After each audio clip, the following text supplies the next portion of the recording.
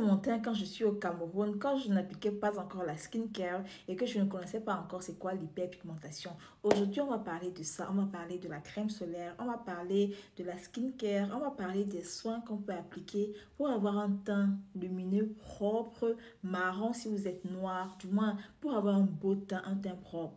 Mais avant, je vais faire un disclaimer. Je ne suis pas esthéticienne, je ne suis pas dermatologue, je ne suis rien de tout ça. Je suis juste une femme qui a décidé d'appliquer la skincare et au fur et à mesure que j'appliquais la skincare, j'ai vu mon teint être encore plus propre, encore plus lumineux. J'ai vu mes problèmes vraiment réglés. Donc cette vidéo sera assez longue et je vous prie de prendre quelque chose à boire, du moins je ne sais pas trop quoi, mais ça va faire minimum 10 minutes. Et ce sont des conseils que je vais donner à toutes les personnes qui ont les problèmes d'hyperpigmentation. À savoir que je bagarre encore avec ce problème-là. Vous verrez que ici, par exemple, j'ai encore des taches et c'est dû au fait que je suis une femme qui a de la barbe. C'est dans la famille, hein. Mes soeurs, mes tantes, ma mère, on a vraiment beaucoup de barbe et moi, je ne laisse pas ma barbe, je préfère la raser et justement, à force de la raser, ça me laisse des taches. Et ce ne sont pas juste des taches ici, mais même au niveau de mon visage. Si je ne fais pas certaines choses, j'aurai le teint qui noircit vraiment. D'ailleurs, il y a une vidéo qui circule actuellement que vous pouvez voir et vous verrez vraiment la différence au niveau du teint. Le soleil, pour moi, a des effets vraiment pas très positifs sur ma peau. Je ne sais pas si c'est seulement moi, mais je sais qu'il y a d'autres personnes qui ont également ce type de problème-là. La première des choses qu'il faut comprendre, c'est est-ce que vous avez un problème d'hyperpigmentation? Moi, j'ai identifié que j'ai vraiment un problème avec le soleil parce que à chaque fois que je pars au Cameroun, mon teint, c'est la catastrophe. Je ne ressemble à rien du tout. Je reviens de là vraiment bizarre. Première fois que je suis allée à Lagos, j'ai acheté ma toute première crème solaire. Je pense que c'était en 2023, je crois. C'était en 2023 que j'ai acheté ma toute première crème solaire. Je ne savais pas c'est quoi la crème solaire. Je me disais que la crème solaire, c'est seulement pour les blancs. La crème solaire, ça ne me concerne pas parce que je suis noire. Alors qu'au contraire, j'ai besoin de crème solaire. Mais encore, il faut savoir choisir sa crème solaire. Donc, la toute première crème que j'ai achetée en 2023, c'était il y a 3 ans, il y a 2 ans et demi, il y a 3 ans, c'était la crème soleil d'Isa. Je vais tester cette crème soleil-ci sur mon visage et vous verrez la différence avec une autre crème soleil, d'accord? Alors, je ne suis pas en train de faire une publicité contre la marque Disa. Je partage juste mon expérience. Et il se pourrait également que j'ai acheté le faux. Je ne sais pas si c'était la vraie crème solaire ici, si c'était l'original ou pas. Mais il se pourrait que j'ai acheté le faux. Je ne sais pas du tout. On va tester les deux. Et j'ai vraiment peur de tester cette crème sur mon visage parce que j'ai une peau du visage tellement sensible qui réagit. Mais ce sera également pour vous un peu d'éducation pour les personnes qui ne s'y connaissent pas encore en ce qui concerne les crèmes solaires. D'accord? Donc, la crème solaire, c'est quoi? C'est une crème qu'on utilise sur la peau pour se protéger des UV, surtout pour les personnes qui ont la peau sensible. Et la crème solaire concerne tout le monde, que vous soyez noir, que vous soyez brune, ça vous concerne également. La crème solaire peut parfois aider à réduire les boutons, à rendre la peau moins brillante. J'ai la peau grasse à tendance acnéique, ça veut dire que ma peau brille énormément, surtout sous le soleil. Et à force d'utiliser la bonne crème solaire, je me suis rendu compte que j'avais de moins en moins de boutons et que ma peau brillait moins. Et donc, j'ai choisi une crème solaire à effet matifiant. Je vais vous montrer les différentes crèmes solaires que j'ai actuellement. Alors, je vais enlever mes lunettes et on va appliquer ensemble la crème solaire et les différentes crèmes solaires et vous verrez la différence sur mon visage. Là, je ne suis pas maquillée, vous voyez même les traces, je n'ai pas de filtre, rien. Je vous montre vraiment mon visage à l'état nature pour que vous puissiez voir toutes les imperfections que j'ai parce que ma peau n'est pas parfaite. Ma peau a ses imperfections. J'ai également l'hyperpigmentation au niveau du contour des yeux. Et pour ça, j'ai commencé à utiliser des Ordinary et je vois un peu le résultat. Alors, allons-y. Donc, première chose qu'il faut comprendre, c'est le chiffre qui est écrit là. Le SPF 50, vraiment, c'est l'indice de protection. Moins il est élevé, moins il protège votre peau. Le SPF 50 signifie que l'indice de protection est assez élevé. Et moi, je préfère le SPF 50 parce que moi, ça me correspond.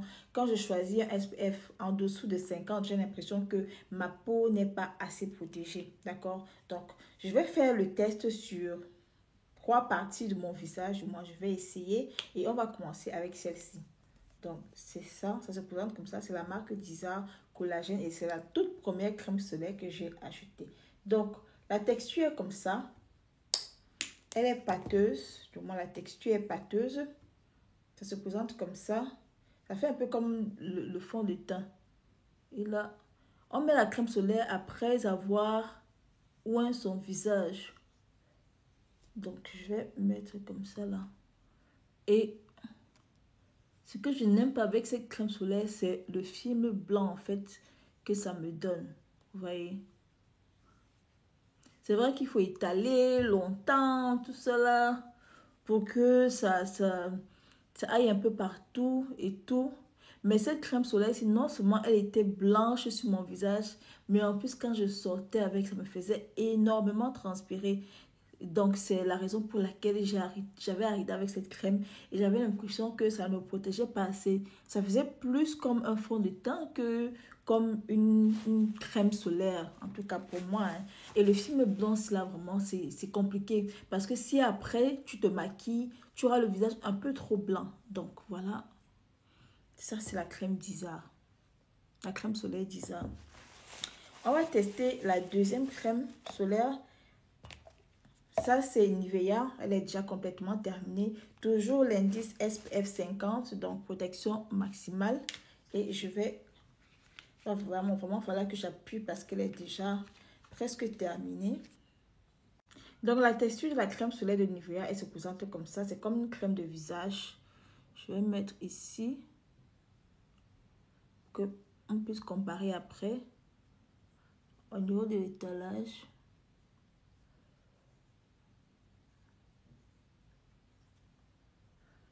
Et la texture n'est pas pâteuse.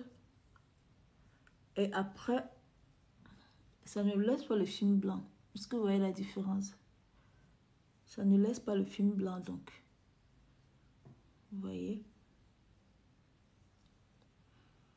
Je ne sais pas si vous voyez la différence. Là et là. On va aller sur la troisième crème solaire. C'est celle que j'utilise actuellement. C'est la crème solaire Garnier, toujours SPF 50.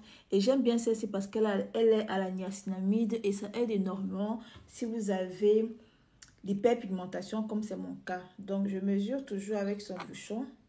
Il y en a presque plus, il faudra que j'en achète. Mon problème par contre avec cette crème solaire, c'est que elle est liquide. Donc vous voyez, c'est liquide. Ça fait que si c'est pas bien fermé dans le sac, ça peut se verser, mais ça s'étale aussi assez bien. Et le fini est mat. Pour moi, le plus important également, c'est que la crème solaire est le fini mat. Donc ça veut dire que quand je finis de mettre la crème solaire, que ça s'étale bien et que mon visage ne transpire plus. Donc, voilà. J'ai mis les 3 crèmes solaires. Je vais me rapprocher de la fenêtre pour que vous puissiez bien voir la différence sur les 3 crèmes solaires. Alors, voici la différence entre les 3 crèmes solaires. Ça, c'est Dizar. Donc, voilà. Je pense que si j'étale encore plus, ça va s'étaler. Mais le film blanc, là, ça donne vraiment le travail pour que ça parte. Au milieu, c'est Nivea. Donc là, au milieu, là, c'est Nivea. Et puis, là, c'est Garnier. SPF 50 toujours. Dizar, je n'achèterai plus. Je ne recommande pas Dizar parce que j'ai l'impression que les produits Dizar ne sont pas assez top. Je recommande beaucoup Nivea parce que vous voyez, ça s'étale bien et puis ça protège vraiment. Je recommande aussi ça, mais mon problème avec ça, c'est que c'est assez liquide. Donc, dites-moi quelle est la crème solaire que vous utilisez, celle que vous recommandez, celle qui vous donne le plus de résultats. J'ai aussi entendu que celle de La Roche-Posay SPF 50 est très bien. Donc, partagez vos retours dans les commentaires. Moi, je vais aller laver mon visage parce que mon visage est super sensible et j'ai vraiment pris des risques en mettant cette crème solaire sur ma peau pour vous montrer la différence. Toujours avec mon hyperpigmentation due à la barbe.